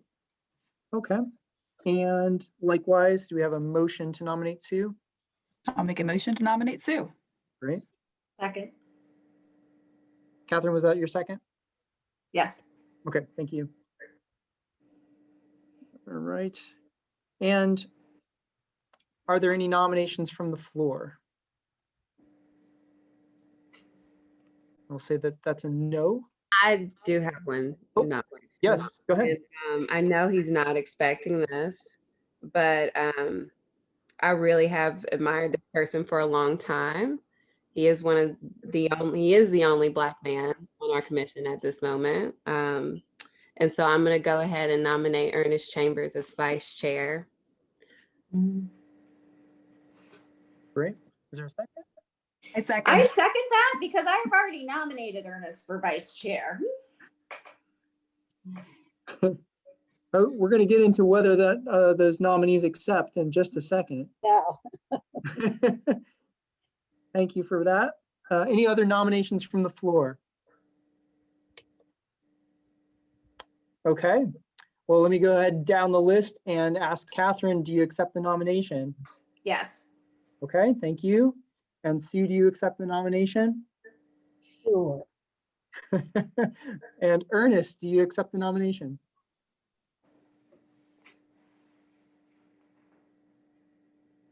I appreciate this, but I'm going to have to decline. I don't know if I'm ready yet.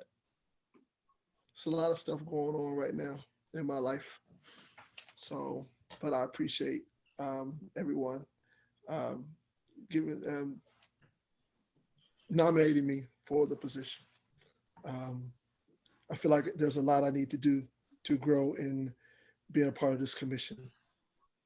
So if you would give me time. Great. Thanks, Dichi, for your response there. So we are going to, I don't think I'm skipping anything else. Oh, we do the giving everybody a chance to speak a little bit if you'd like to beforehand. So Catherine, would you like to speak a little bit before we do the vote? Sure. You all know me. I'm Catherine Long. I am a nurse whose research focuses on issues of gender violence. So I often bring a sort of gender equity lens to issues.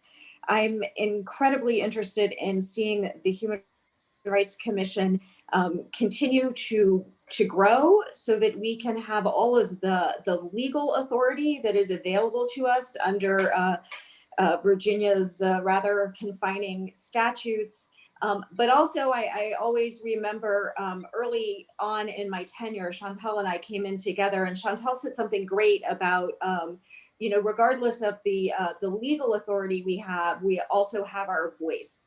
And so I would like to see us using our voice as we've begun to more and more strongly in the community, because I think we do have real moral authority when we speak clearly. Thanks. Appreciate that. And Sue?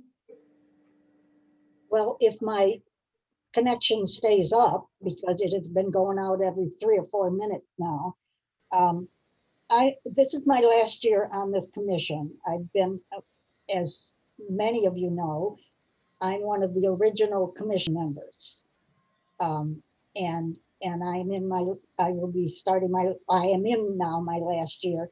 And I have served kind of for all of the chairs as kind of their parliamentarian or whatever you want to call it. And I actually enjoy, although I don't think Mary Bauer needs any help in running a meeting or anything else, but I am right now the most familiar with our rules and processes and procedures and so forth, and I'd be interested in continuing in that, mainly because I think I'd like to take a look at looking at them over the next year and helping maybe getting our operating rules and procedures a little better organized and understood. Great, thanks, Sue. All right, we're going to go ahead and move into the vote, just the same way we did with chair. And so I'm going to go down the roster. So first, we're going to do a vote for Catherine for vice chair, and Chantel, Yes. Sue, I have to say no. Jeanette, Yes. Mary, Yes. Ernest, Yes. Jessica, No. Laura, No. Catherine, Yes. Tabia, Yes. Andy, Yes. Alex, Yes. and Lindell. Yes. Okay, Catherine does get the majority of the votes there. So Catherine, you are the new vice chair. Thank you. And from here on out, I'm going to turn the meeting over to the new chair, Mary Bauer. And thanks for working through that process with me. That was an interesting one, and it may change in the future, but we did it. So thank you all. Okay, thank you. I hope I'm reading this correctly. I believe that the only matter, well, that the next matter is matters by the public. How can I tell whether there is a matter by the public? So there's in the participants window, there's an attendees and a panelist, and members by the public are in the attendees. And right now we have 3 members of the public. And if anyone wants to raise their hand, you can use the raise hand function. And Walt has raised his hand. He's the first one. Mary, if you want, I'll go ahead and give him the floor. Please do. Okay. Walt, you should have the floor. Got it. Yeah. Again, just wanted to thank everyone for their work. Wish everyone happy holidays. And just to congratulate you on your election tonight. I feel like with that selection of leadership that you that the commission is headed in the right direction, and I have renewed confidence in getting back to some of the original intentions and moving forward. I think everyone that ran was excellent candidate, and it's nice to see a competitive election, and just really happy to see the results. So, kudos to you all, and thank you again for all of your hard work. I know it's a great sacrifice for all of you in terms of your time and energy and effort. So I just wanted to say thank you again for that effort. Thank you. And I see that Don Gathers has his hand raised. Is that right? That's correct. I'm going to go ahead and give him the floor. Good evening, everyone. I want to say thank you all for the work that you're doing. I apologize I came on late. I was with the Civilian Review Board meeting earlier. Ms. Bingham, thank you very much for your leadership role and your dedication to your work. Brother Chambers, you and I will talk. I'm rather disappointed that you did not accept the nomination. But I am very much happy and looking forward to the slate of officers that are in place. I look forward to the years ahead and what you all as a commission can do. Catherine, Alex, if there's anything at all I can do to help you all, Mary, Jessica, you all know to just call on me. If I can't do anything, call on me. Sometimes you just need a sounding board. I listen better than I do anything else. But I very much appreciate the efforts that you all put in. And again, congratulations to the new slate of officers. Thank you to the outgoing folks. And everyone be safe and have an absolutely wonderful holiday. Thank you, Don. And I see we only have one additional. Oh, Sina McGill has her hand up. Thank you, Counselor. You have the floor. I just wanted to offer my sincere thank yous for our outgoing chair and vice chair and the time and effort and work they've spent, and welcome new chair and vice chair. I look forward to hearing from you. And again, thank you for taking on this work. I know it's not going to be easy, and it will be a time commitment, and I appreciate it. Thanks. Thank you, Counselor. So I take it there are no additional comments from the public? Okay, next on, well, we have commission response to matters by the public. I'm sorry, because I'm new, I just want to be clear. Is that we open the floor to commissioners to share their thoughts? I would like to, share my thanks to all of you who spoke, and I look forward to working with all of you in the months to come. Are there other commissioners who would like to comment now?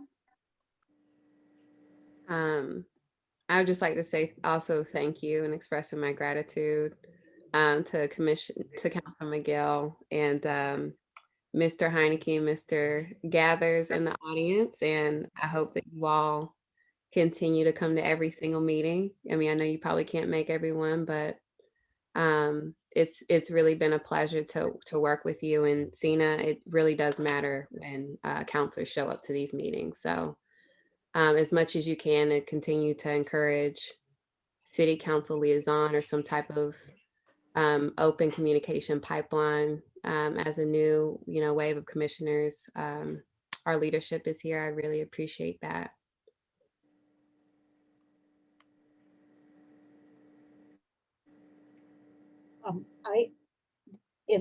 Are we in commissioner updates? We can move right into that. Because the other was our response to matters by the public. No, we'll move right into commissioner updates. Okay. Sue, go ahead. I just wanted to tell you that there has been no movement at the state level of the organization of human rights commissioners. We're still working on trying to update the bylaws there, and we had a meeting scheduled and it was canceled for somebody's personal reasons, and we haven't been called back together. I don't expect we'll do anything more till after the first of the year. But I will keep you informed as to what the VAHR activities plan to be and how they plan to deal with the new bylaws and so forth. I'll keep you posted. Thank you, Sue. Other updates? Okay. Next on our agenda is next steps. Our next steps include the doodle poll for our retreat in either January or February. Do we have next steps beyond that? I think we have some updates to do to, what is it, HR 20-2 to finalize that, and then we'll get that to you for signature, Mary. Yeah, Okay. and then also the memo to City Council. Can Todd send that in? Right, and then we'll identify a date to present that. That sounds great. And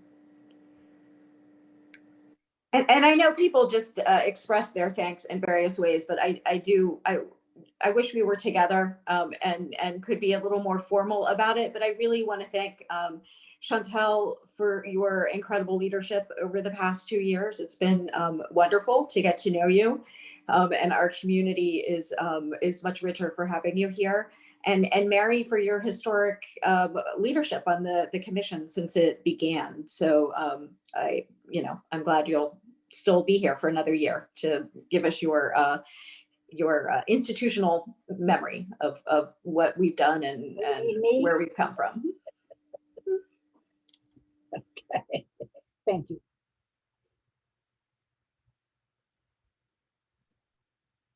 Okay, and I believe that it is time to adjourn. Yay. Okay, thank you all so much. Chantel, I can't thank you enough for what an amazing job you've done, and it's a real honor to follow you up. Bye, y'all. Good night, everybody. Everyone. Bye. Goodbye. Bye. Oh, I don't get to be with Brian anymore at the beginning of meetings. See y'all.